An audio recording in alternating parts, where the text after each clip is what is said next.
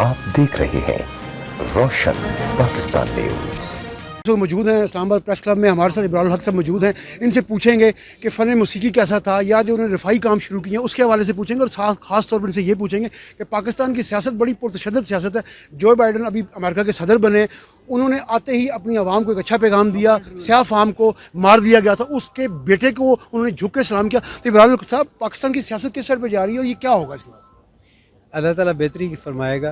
मैं कहता हूँ कि जब अच्छी नीयत वाले पॉलिटिशियंस सामने आते हैं तो फिर अगर आपने देखा कि पूरी दुनिया ने कोविड के सामने घुटने टेक दिए और वर्ल्ड इकनॉमिक फोरम ने हमारे वज़ीर आज़म को अपने पास बुला के पूछा कि आपने किया क्या है, तो उसने कुछ नहीं किया था। उसकी नीयत अच्छी थी और उसने थोड़ी सी मेहनत की थी।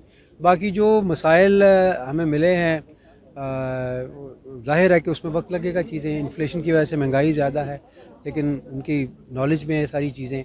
और अपोजिशन का दिल चाह रहा है कि किसी भी तरह से वो मज़े लौट के वापस। सर, ये वजह क्या अपोजिशन जो है वो उन्होंने मीडिया के हवाले से वो एक बिल पास नहीं करने दे रहे, पाकिस्तान की सहाफ़ियों के लिए ऐसा कुछ नहीं हो, तो आपकी गवर्नमेंट क्या करेगी सर? देखिए, मैं अर्ज़ करूं कि अगर उन्होंने जो भी अपना मौक़िफ़ इख्तियार किया है, आज आप देखें कि गवर्नमेंट की आवाम की तरफ से कोई पज़ीराई सामने नहीं आई, इसीलिए वो तहरीक ही अपना दाम तोड़ गई है।